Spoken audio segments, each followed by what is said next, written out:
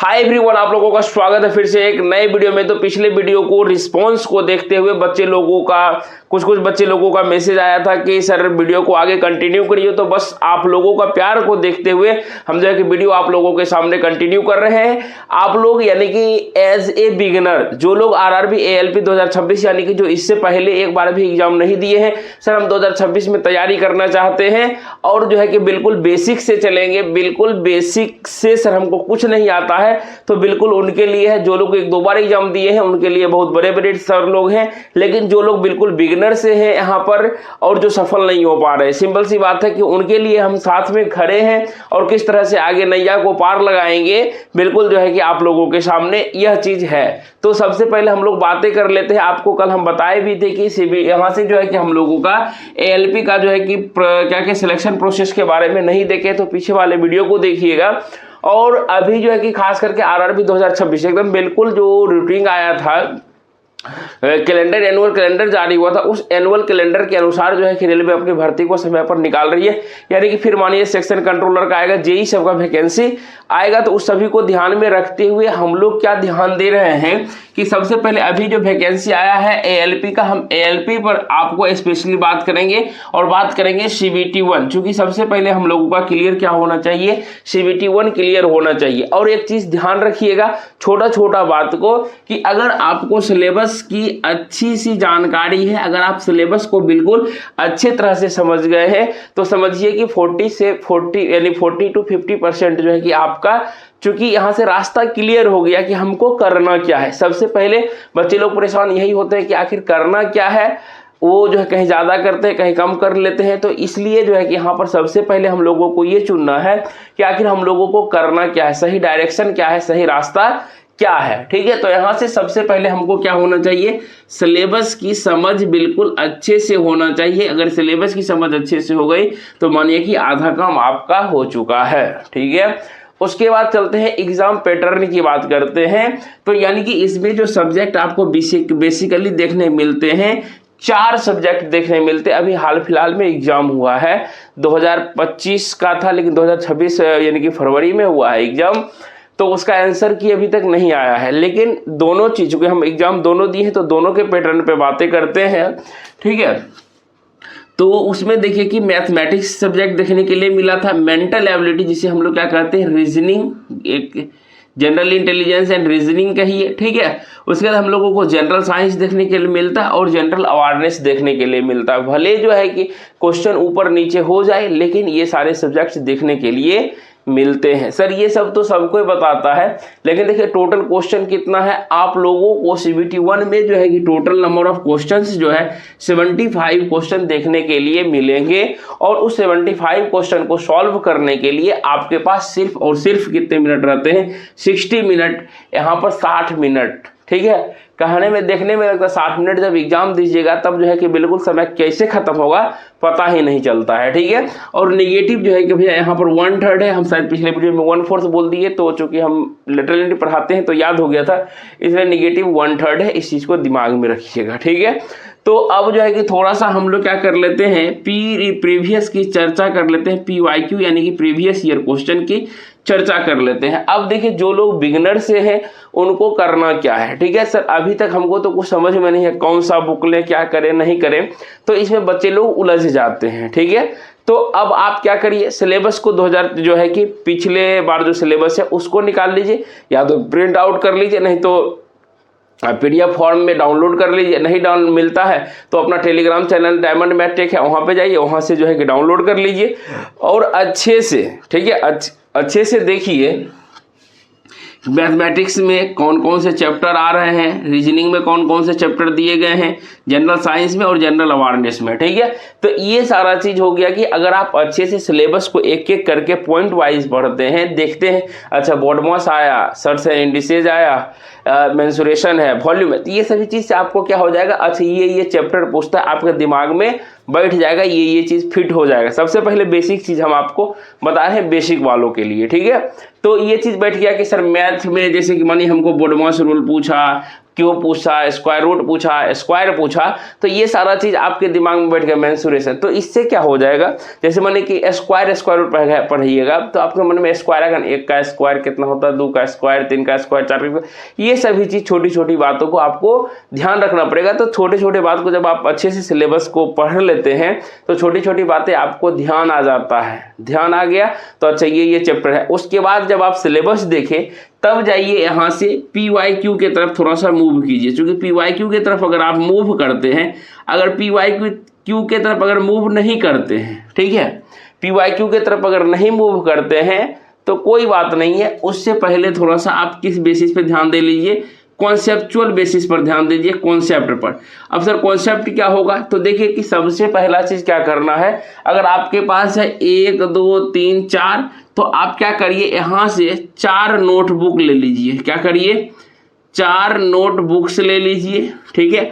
अब पेन आपकी मर्जी, 2 रंग का रखिए, 3 कलर का रखिए, जय कलर का रखने का मन है रखिए, ठीक है। और सिलेबस को क्या करिए, पहले डाउन राइट कर लीजिए, और याद रखिएगा ये नोटबुक क्यों बोले लेने के लिए, और जो है कि यहाँ से देखिए अब आपको क्या तैयार करना होगा, सेल्फ नोट्स तैयार करना है। सर सेल्फ नोट्स तो आप बोल दिए, लेकिन हम करेंगे कहाँ से, ठीक है। तो अब देखिए अभी तक हम जो बता रहे हैं, तो अभी तक देखिए हम क्या किए हैं, हम अपना बात बताते हैं और आप बेहतर कर लीजिएगा, हमको पता है, ठीक है। तो जैसे मानिए कि सर हमको मैथमेटिक्स पढ़ना है, मैथमेटिक्स में पहला चैप्टर मानिए नंबर सिस्टम है, क्या है, मैथमेटिक्स में पहला चैप्टर है नंबर सिस्टम यानी कि संख्या पद्धति। तो सर इसको हम क्या करें, देखिए अब आपके कौन ऐसे बच्चे हैं जिनके पास मोबाइल फ़ोन नहीं होगा, सारे बच्चे के पास लगभग में एंड्रॉयड फ़ोन है, बहुत सारे। तो यहाँ पर देखिए एंड्रॉयड फ़ोन है तो आपके पास में क्या होगा, यूट्यूब भी होगा, यूट्यूब होगा। तो उस यूट्यूब में जो है आप क्या करिए, सर्च कीजिए नंबर सिस्टम सर्च करेंगे, बहुत सारे सर का लेक्चर आएगा। शुरुआती में आपको चूज करने में टाइम हो सकता है कि आपको हमसे पढ़ने में मजा आता है, बहुत आपको हो सकता है किसी और सर से पढ़ने में मजा आता होगा। तो वहाँ पे 5-6 वीडियो 10 वीडियो देखिए शुरुआती के। अभी जो है कि आपका फॉर्म मई में भराना है, अभी जो है कि थोड़ा सा वक्त दीजिए, समय दीजिए चुनाव करने में, यानी इलेक्टिव करने में। अगर आप यूट्यूब अगर पेड कोर्स में जा रहे हैं तो अच्छी बात है, अगर नहीं जा रहे हैं सर हम यूट्यूब से ही पढ़ना चाहते हैं और हम सेल्फ स्टडी करना चाहते हैं, तो self study is the best, but with best guidance के साथ में, ठीक है।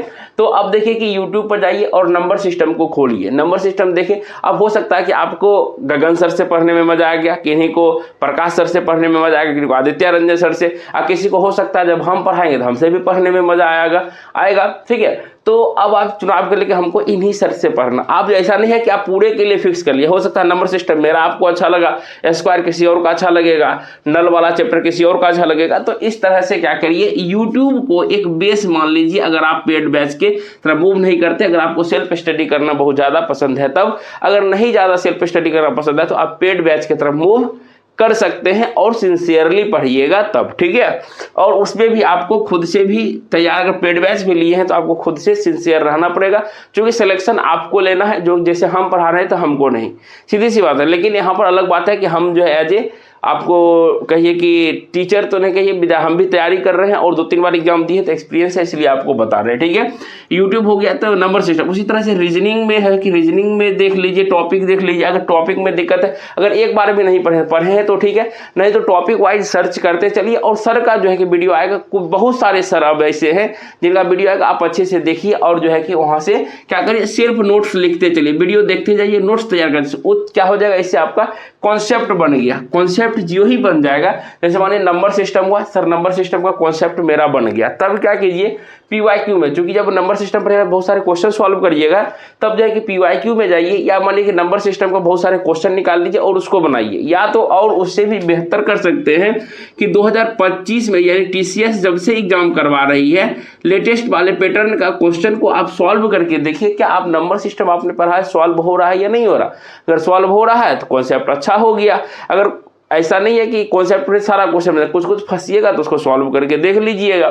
उसी तरीके से यहाँ से आपका रीजनिंग में भी हो गया, जनरल साइंस में भी हो गया, फिजिक्स, केमिस्ट्री, बायोलॉजी और इन्वायरमेंट है। तो यहाँ से जो है जो चीज़ आपका जो है कि पढ़ना है वो, जैसे मानिए कि सर हम फिजिक्स से स्टार्ट कर रहे हैं और फिजिक्स में सबसे पहला लोग क्या पढ़ता है, यूनिट्स पढ़ता है, मात्रक पढ़ता है, तो वो चीज़ हो गया।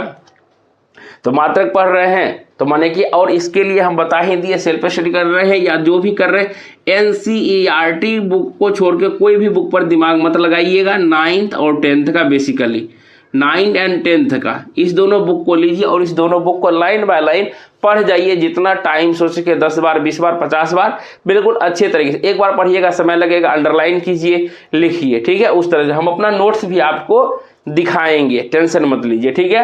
रहा यहाँ तक सर जनरल अवेयरनेस, तो जनरल अवेयरनेस जो है कि प्रीवियस ईयर पैटर्न 2025 को देखते हुए इसमें क्या किया गया, मैथ और रीजनिंग के वेटेज को बढ़ा दिया गया था, साइंस कम था, जनरल अवेयरनेस जो है कि लगभग ना के बराबर था, ठीक है। तो इसलिए यहाँ पर जो है कि हम लोग अभी जो है कि मेनली वर्क करेंगे 3 सब्जेक्ट पर, यानी कि मैथमेटिक्स पर, रीजनिंग पे और जो है कि जनरल साइंस पे वर्क करेंगे। तो इससे क्या हो जाएगा, और देखिए ऐसा नहीं है कि इस पे हम लोग जो है कि वर्क करेंगे तो बेकार चल जाएगा। तो ये माने कि साइंस जो है ठीक है यहाँ पे कम हो गया, लेकिन RRB JEE का आप एग्जाम दीजिएगा ना, वहाँ तो सेक्शन वाइज कहा है, मैथ 30 को पूछेंगे तो 30 को पूछता ही है, रीजनिंग वाला 25 को पूछेंगे तो 25 को पूछता ही है, साइंस वाला 30 को पूछेंगे 30 को पूछता ही है, जनरल अवेयरनेस वाला 15 को पूछेंगे तो पूछता ही है। वहाँ तो कोई कटौती नहीं किया। इसमें थोड़ा बहुत, चूंकि इसमें जो है कि क्लियर करके नहीं लिखा है कि हम ये इतना इतना क्वेश्चन पूछेंगे, तो इसमें कुछ भी हो सकता है। इस बार 2025 में चकमा दिया था इसलिए बोल रहे हैं, नहीं तो इसमें भी लगभग जो है कि अगर 2018-24 पैटर्न देखिएगा तो लगभग में 20 को मैथ रहता था, 25 को रीजनिंग रहता था, साइंस हो गया आपका यहाँ से 20-45, यहाँ से 20 को 65 और 10 को रहता था जनरल अवेयरनेस, इस तरह से रहता था। खैर कोई बात नहीं है। तो इसके लिए आप क्या करेंगे, बेसिकली आपको बता दिए हैं। साइंस के लिए आप NCERT का बुक 9th 10th का ले सकते हैं। बाकी मैथमेटिक्स के लिए अगर आप जाइएगा तो RS अग्रवाल के बुक को ले सकते हैं, कोई दिक्कत वाली बात नहीं है, जो कि कॉन्सेप्ट बनाने के लिए काफ़ी है। रीजनिंग के लिए अगर आप जाते हैं तो मास्टर रीजनिंग का बुक ले सकते हैं, ठीक है, अगर बुक पे इन्वेस्ट करना चाहते हैं तो। नहीं तो थोड़ा सा और वेट कीजिए, अगले वीडियो का इंतजार कीजिए, धीरे धीरे आपके सामने में आएंगे और जो है कि तब आपको पता चलेगा कि आपको क्या करना है। बाकी आप लोगों का प्यार फिर इस वीडियो में मिलेगा।